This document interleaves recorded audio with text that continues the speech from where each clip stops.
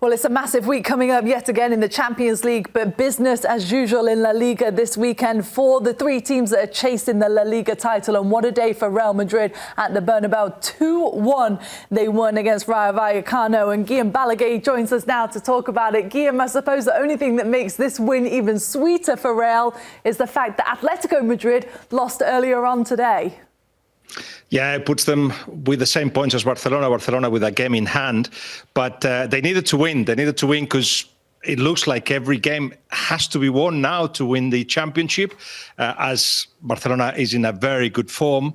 But certainly the fact that Atletico Madrid didn't manage to get any point whatsoever against Getafe leaves Atletico Madrid with the away from them, just by 1 point, of course, but with a lot of question marks, which, of course, may or may not be answered in the second leg of the Champions League encounter. But Real Madrid will be happy with the 3 points, not so much with the performance.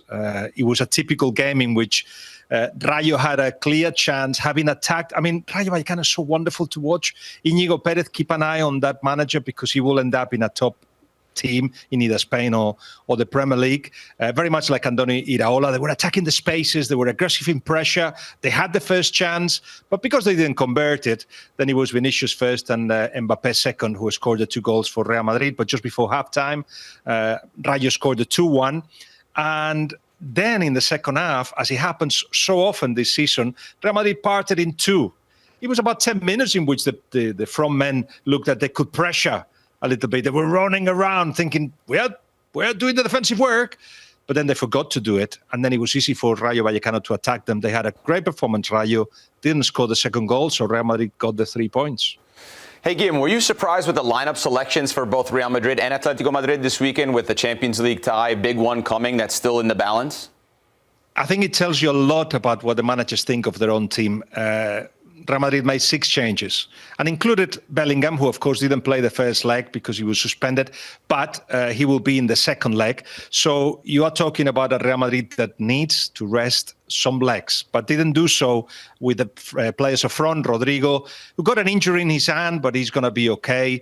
Finished the game, of course, today. And had Vinicius, had Mbappé, but Modric, for instance, played most of the game, which means that he won't be involved in the second leg. In the defense, the only one that repeated was Asensio, which means that he will probably play, but we'll see if Rudiger has recovered from his flu. Mendy will return. Valverde, who played a little bit at the end of this game against Rayo, will probably the right back. So there were 6 changes, basically. And for Atletico Madrid, only 2. And at the back, Simeone kept the same midfield and the same attack. And the idea was, of course, well, these players now know each other. They know how to link up. They probably can play with their eyes closed. And yet what happened was that Getafe closed the channels. They were very close together, the lines of midfield and defense, but also defended very compact, which means that Atletico Madrid had to be very creative, and they weren't. They weren't sharp enough precisely because they had played a very important game in midweek. I think it will be a couple of chances back on for Atletico Madrid and another 5 or 6 for Real Madrid.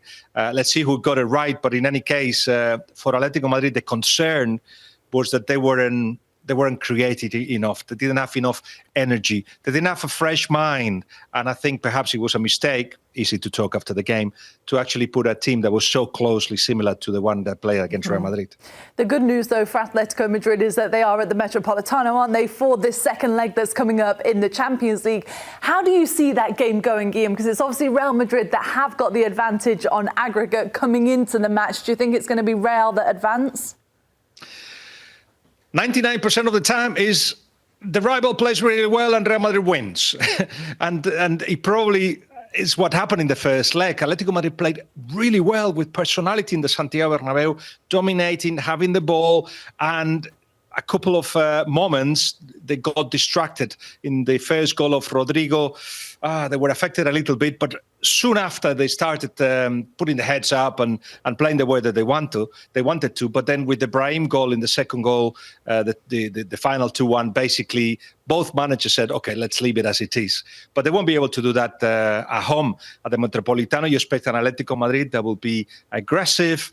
They will have to recover very quickly from the defeat today because they've got aspirations to win everything.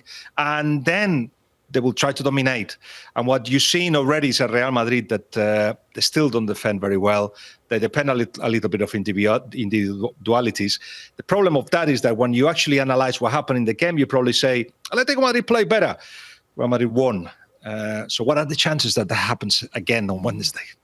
Hey, Guillem, so just the odds tell us that Barcelona is going to go through to the next round of the Champions League, Real Madrid as well at the moment. If Atletico Madrid go out, will that give them a better chance in La Liga to go? They're the second oldest team as well. So now not having a balanced Champions League potentially, does that help them in the title race? There is more big games for them. Of course, the three of them are involved in the semi-finals of the Cup, so there is no difference there. But yes, if all of a sudden Real Madrid and Barcelona have got two more extra big games, it may just make a difference. But it's interesting what's happening this season. The whole of May, there is no Champions League games apart from the Champions League final. So there is 3 weeks in which the league can be disputed. I think it's 4 fixture lists in that period. So it shouldn't have a massive influence, but you're painting a picture that Simeone doesn't want to imagine, and I don't think it will happen. Atletico Madrid being knocked out, it doesn't make sense when they play better than Real Madrid. We said how Real Madrid can beat Atletico Madrid. But as I said, Atletico Madrid have got the aspirations to go very far in all competitions. Semi-finals of the Cup, they're playing for the league, and they think they've got a very good chance with the best squad in La Liga, no doubt, of going far in the Champions League. So let's see. Let's analyze after, because if it's the other way around and it's Real Madrid being knocked out, what happens to Ancelotti? We'll see. Yeah, that's the massive question mark, isn't it? It's going to be really interesting to see what those two teams do midweek. But Barcelona, the other big team, obviously, they've got another Champions League match coming up. Their game was postponed against Osasuna due to, obviously, really sad reasons. How do you see that affecting their title run and their run-in to close the season in what is a really busy schedule for them? It's very, very busy, and they thinking that if Barcelona doesn't make the Copa del Rey final, it will give them the last weekend of April to play the game. But if they do, and they've got a possibility, it's 4-4 against Atletico Madrid at the moment, they may actually go to the end of May. So the last week of the season could be when Barcelona plays 2 games, not just 1, 2 games, while everybody else will play just 1. Those are the options. There is no much more. And to be honest, well, we said that Atletico Madrid has got the better squad in La Liga and Real Madrid have got an outstanding 11. Barcelona, even though they've been increasing the players that have been involved and they've been able to rotate a little bit, I think there is 14, 15 players that are essential. And they have to be sharp and they have to be good. So if physically they are affected, it may affect their chance of winning the title. But we have to say, what a great end of the season. In the last 2 months of the season, there's still not a 2-horse race, but a 3-horse race, and the 3 Spanish teams involved in all the competitions. Mm-hmm. Hey, Guillem, Barcelona has the opportunity to make a 3-point gap now from Real Madrid and 4 points from Atletico Madrid. Is there a clear favorite, and at what point is the gap too big to catch now? It's so difficult to predict because remember, Barcelona was 7 points away from Real Madrid, and now they got the same points as Real Madrid, but a game in hand. Atletico Madrid as well, they had a period of 2 months where they seem to be away from it. Look where they are. And Real Madrid, we've been saying all season, they don't play well.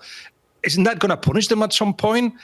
They got Mbappé scoring again. They got Vinicius, who will get to the best form of his season. I'm sure he hasn't reached the heights of last season yet. He will get there in the next couple of months.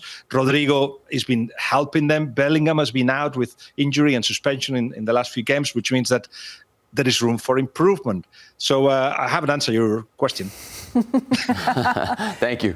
That's okay, Guillem, because who knows what's going to happen. It is really interesting, isn't it? And it's so tight, obviously, in both competitions, the Champions League and in La Liga. Thanks so much. We'll see you this week in Madrid. Ciao, Guillem. See you then. Yeah. See you, Guillem.